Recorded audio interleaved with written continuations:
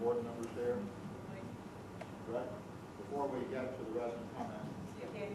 Before we get to the resident comments here, I just kind of want to back up just a minute. I think most of you who are here are probably aware of this. In case you're not, I just kind of want to summarize what we've been doing and where we're going with the amenities analysis. Much earlier this year, it was apparent that we needed to do an amenities analysis, and we hired a firm called McLattery Pullen.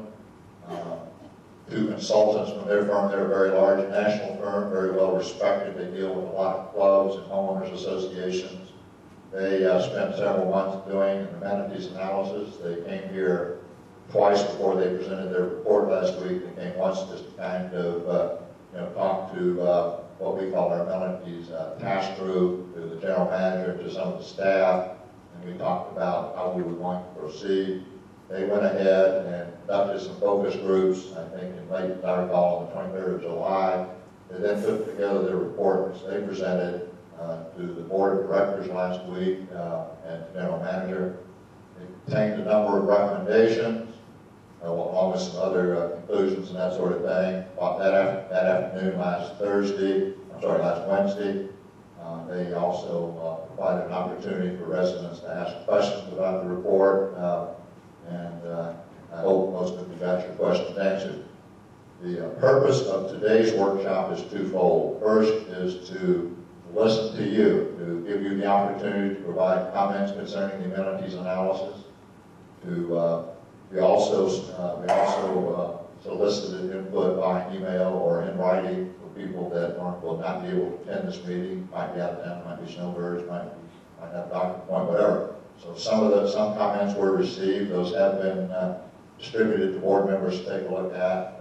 I know that the staff was having some problems with their emails the past couple of days, so if there are any that kind of were sitting there that weren't distributed to us today, we'll certainly make, those will be made available to the board. So the first part of this workshop will be comments from residents. The second part of this workshop today is to discuss primarily the process that we plan to follow, or a proposal for the process that we plan to follow next Wednesday at 1:30. We're having a special board meeting, and the sole focus of that board meeting is to make some decisions regarding the amenities analysis and to consider that. There will be an opportunity for some limited resident comment at that particular meeting. I'm not sure how we're going to structure that yet. We will be making a decision about that in the next few days. I just want to emphasize that there have been no decisions made. We're still in the information gathering process. Your comments are important to us. We wanted to make sure that this was an open and transparent process. That's why we had an outside firm come in and do it. I think most of you who saw that report, who saw that presentation, who watched them answer questions, I've received a lot of positive comments about the professionalism of the team, and that's what we wanted. We wanted an outside group that had no agenda, that had the experience and the ability to come in and conduct an analysis like this, to come in and do it on a very independent basis, which was done. And again, the report was presented last week. Again, we'll have this workshop today, and that special board meeting will take place next week at 1:30. You're welcome and invited to come to that. And of course, you're welcome to communicate whatever way you want to in the meantime with board members. But again, we just want to make sure that you had an opportunity to provide comments by yesterday to us so that we all get a chance to see those. So without further ado, I'd like to open it up to questions. It will be a limit of 2 minutes, and I will turn it over to Janice, who will call your names out in order. And if for some reason you don't get to make all your comments in those 2 minutes, you can certainly come back up again after we've gone through the sequence of everybody who signed up. Janice? Okay, just an announcement. If anybody who's come in later wants to sign up for a question or a comment, please do so. I don't have too many on the list. I'll call them out 3 at a time and then try to keep people in line so that we're not waiting for them to come up front. The first is Ben Bell, Rosie Tilton, and Nicholas Rillisagna. I think the last name. I don't know that. There's a couple others.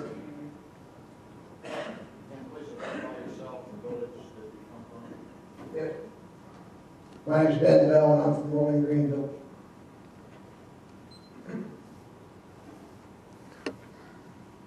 Since this is a comments only session, I will start with this. I feel as everyone that lives here should feel that now we are nearing completion of renovating the restaurant, bar, and pool area of our clubhouse. It is insane that the amenities that we pay for each month are going to be closed over 19.3%. I repeat, 19.3% of the month of October to allow non-residents to enjoy what we are paying for. This is the height of college and pro football, baseball playoffs, and end of pro season golf.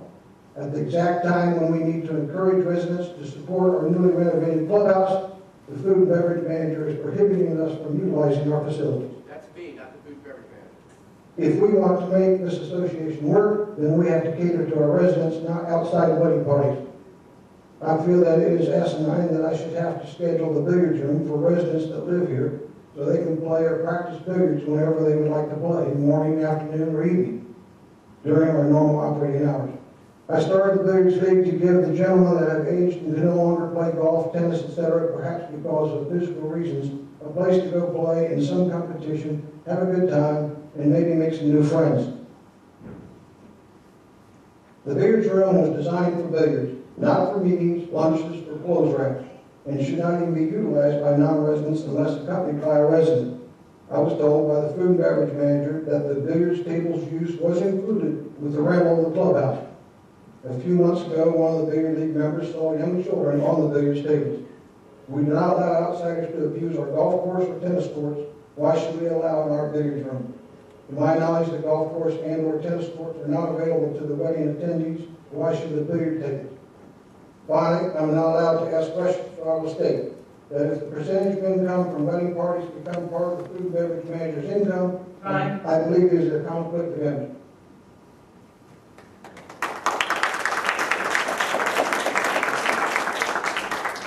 Lucy Tobin, Scenic View Estates. The amenity analysis made the following two recommendations. One of them was to implement an intensive and ongoing staff training focused on customer service, and to implement a balanced scorecard approach to department head performance.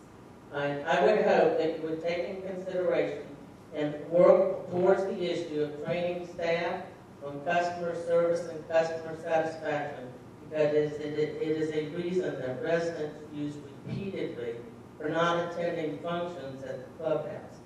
And the word attitude comes up repeatedly. So hopefully these are issues that we will move forward on.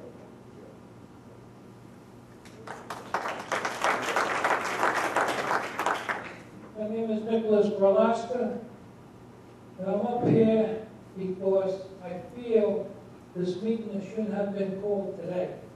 There's a lot of residents not present. I feel that they should be present to have their say. Now, I know you emailed the ones that are away, but you don't always get the response from a lot of people that are away, because some of them don't use the computer, whatever, etc., etc., etc. I still feel that there should be a meeting here when all the residents are here, so this way they can voice their opinion, okay, and not just have a certain group voice their opinion. Now, my second point is, as far as playing pool, I can't understand why you allow outside people to come to use our facilities when they're not even supposed to. That is off limits, period. Okay, just like the library is off limits and everything. I can understand that when you make an agreement for a wedding that they like to change their clothes, that's fine. You got 2 rooms you can do it in. And the pool room isn't one of them. And the library isn't one of them. All right? They